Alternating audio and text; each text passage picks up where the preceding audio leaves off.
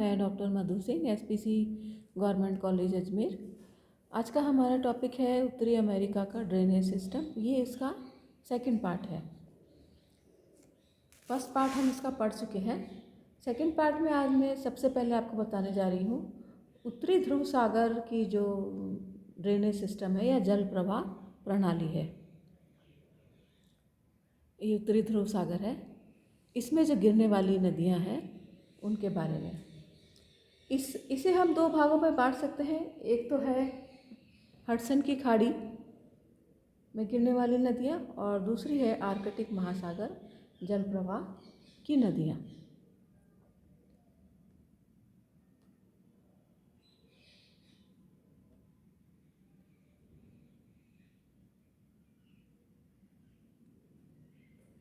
Hudson की खाड़ी के चारों ओर जो क्षेत्र विस्तृत है वो बहुत ही प्राचीन हम कह सकते हैं चट्टानों के द्वारा निर्मित है, जिसे कनेडियन शील्ड या लॉरेंशियन शील्ड के नाम से भी जाना जाता है। ये जो क्षेत्र है प्राचीन काल में हिम नदियों के अपर्दन द्वारा घिसकर जो है बहुत ही घिस गया है और ढालू भाग सा बन गया है। कनेडियन शील्ड और कनेडियन शील्ड पर बहने वाली अधिकांश नदियों का जो जल है वो हडसन की खाड़ी में गिरता है। इसमें पाई जाने वाली सबसे महत्वपूर्ण जो झील है वो है एक विनिपेग झील। आप देख सकते हैं ये वाली झील है विनिपेग झील, और दूसरी है विनिपेगोसिस और तीसरी है मैनिटोबा और निपिगन। इन जो है झीलों का विस्तार जो है सस्केचवान,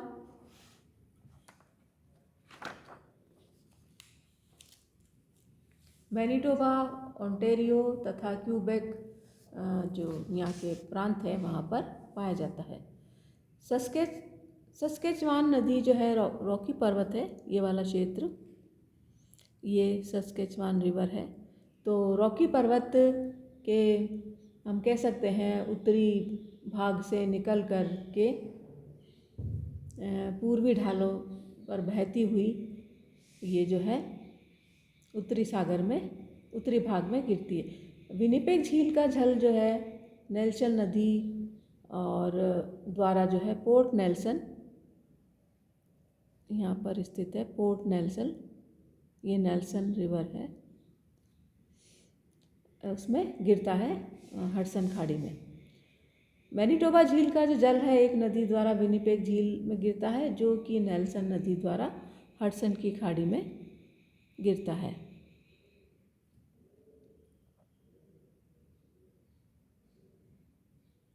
साधारणतः इस क्षेत्र में हिमानी द्वारा निर्मित जो है झीलें हैं, जिसमें एक और महत्वपूर्ण झील है ये है अथाबास्का झील। ये अथाबास्का झील, ग्रेट सेल्व झील, ये है ग्रेट सेल्व झील, इसी के पास ही है ग्रेट बियर झील। ये यहाँ की मुख्य हम कह सकते हैं कि झीलें हैं।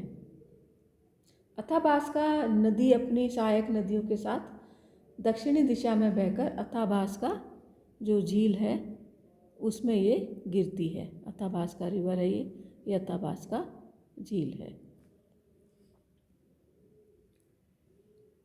आर्कटिक महासागर में गिरने वाली महत्वपूर्ण नदी जो है वो है मैकेंजी, ये मैकेंजी रिवर है जो ग्रेट सेल्व झील से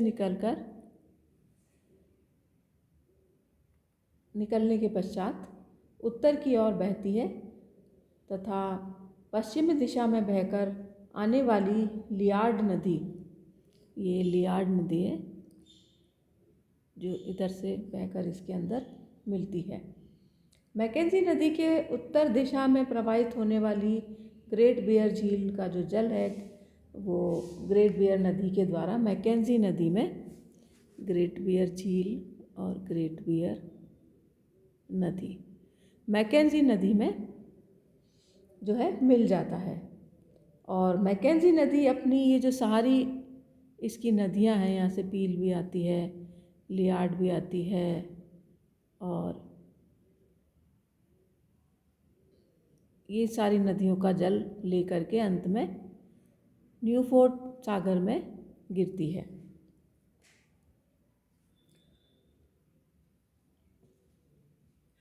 फिर दूसरा है अंध महासागर जल का प्रवाह।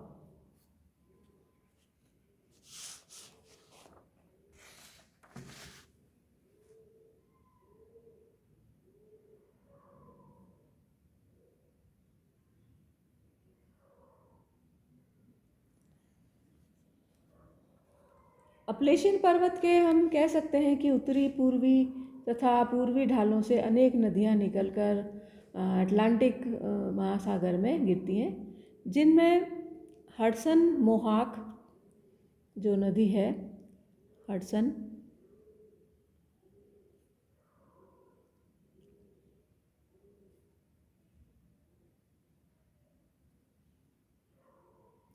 ये है हडसन मोहाक, हडसन और मोहाक, हडसन मोहाक, डेलावेयर, सस्केहाना,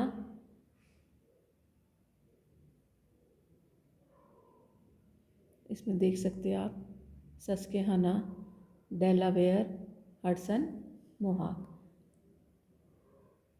नदियाँ जो है अपलेशियन के हम कह सकते हैं पर्वत पदीय तथा मैदानी भागों के मध्य जो है झरनों का निर्माण करती हुई अंध महासागर में गिरती है। झरनों को मिलाने वाली इस रेखा को हम फॉल लाइन कहते हैं, और विभिन्न केंद्रों द्वारा झरनों के इस जल से जो है बड़ी मात्रा में यहाँ पर जल विद्युत उत्पन्न की जाती है।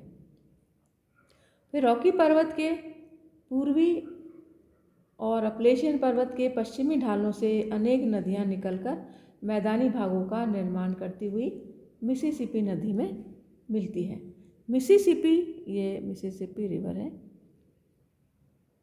यहाँ की बहुत बड़ी नदी है। यह संयुक्त राज्य अमेरिका के मिनेसोटा राज्य की विनिपेगोसेस झील से निकलकर पूर्वी दिशा की ओर बहती हुई अपनी सहायक नदियों के द्वारा तथा पश्चिम दिशा से आने वाली मिसौरी, पश्चिम दिशा से आने वाली मिसौरी, अरकनसास, रेड और सवाहिन,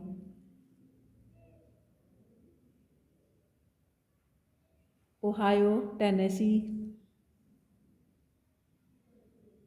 ओहायो नदी और टेनेसी नदी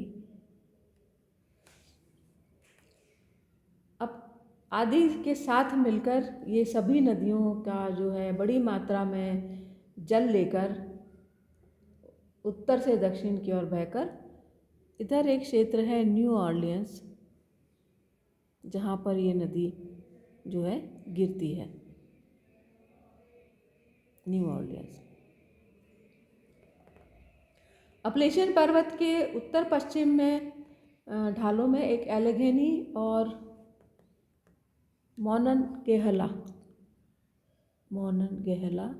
और एलेघेनी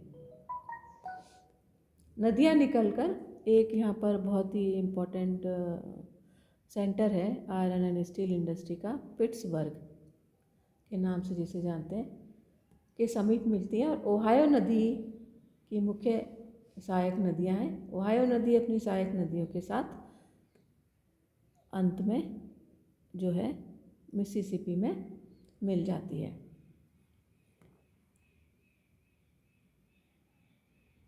तो ये था अटलांटिक जल प्रवाह।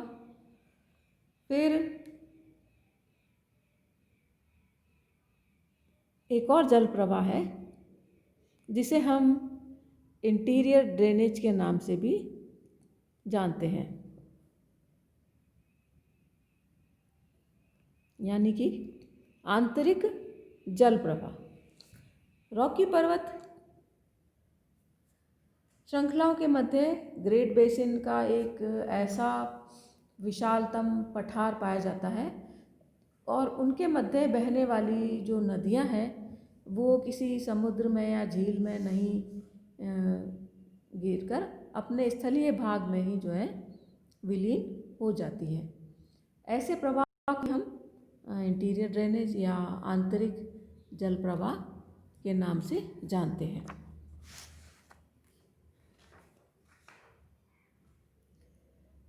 इन झीलों में सबसे इम्पॉर्टेंट है सॉल्ट झील, ग्रेट सॉल्ट झील और सेवियर झील। ये है ग्रेट सॉल्ट झील,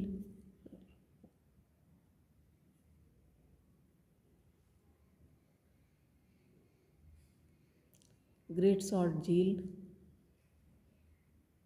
सेवियर नदी और सेवियर झील।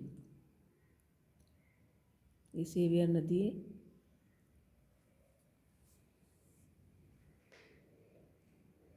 और इसी के पास स्थित है यूटा झील तथा वालकर झील। ये झीलें जो है यूटा राज्य, नेवादा राज्य में स्थित है तथा आंतरिक जल प्रवाह के अंतर्गत जो है ग्रेट सॉल्ट झील वो सबसे महत्वपूर्ण है, जिसमें उत्तर दिशा से बहकर आने वाली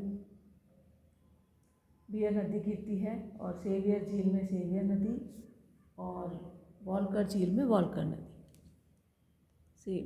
बियर नदी है ये इसमें गिरती है, ये सेवियर नदी सेवियर झील में गिरती है। साधारणतया अनेक जो झीलें हैं वो विभिन्न प्रांतों में भी पाई जाती हैं, जिनमें अनेक छोटी छोटी नदियां आकर जो है गिरती हैं और ये एक आंतरिक जल प्रवाह जो है उत्पन्न हो जाता है। इन आंतरिक जल प्रवाह के अतिरिक्त भी उत्तरी अमेरिका में एक बहुत बड़ा क्षेत्र है जो कि महान झीलों, जो यहाँ की महान झीलें हैं, ये जो झीलें हैं यहाँ की 5 जो प्रमुख झीलें हैं, सुपीरियर, मिशिगन, ह्यूरन और इरी तथा ओंटारियो। ये जो 5 बड़ी झीलें हैं ये भी जो है यहाँ के, हम कह सकते हैं यहाँ के प्रवाह क्षेत्र में जो महत्वपूर्ण स्थान रखती हैं तथा इन 5 झीलों का उत्तरी अमेरिका का जो व्यापार है या जो उद्योग है वो इन झीलों से बहुत अधिक प्रभावित होता है।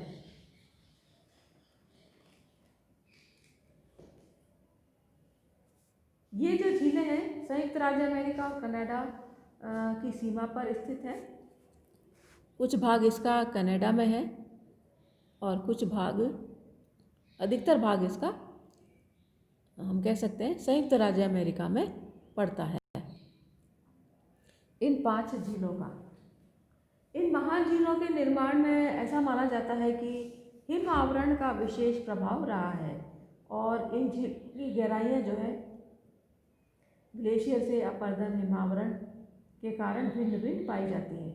वर्तमान समय में इन झीलों के जल को आपस में मिलाने के लिए जो है इन अनेक महत्वपूर्ण नहरों का निर्माण किया गया है, जिसमें सुपीरियर और मिशिगन झील को सू कैनाल द्वारा, ह्यूरन और इरी झील को सेंट क्लेयर कैनाल द्वारा और इरी और ओंटारियो को, ओंटारियो, इरी और ओंटारियो है, इसको जो है वॉलेंट नहर कैनाल के द्वारा जोड़ा गया है, जिसमें सुपीरियर झील से ओंटारियो झील होते हुए हम कह सकते हैं सेंट लॉरेंस सुपीरियर झील से ओंटारियो, ईरी ओंटारियो होते हुए सेंट लॉरेंस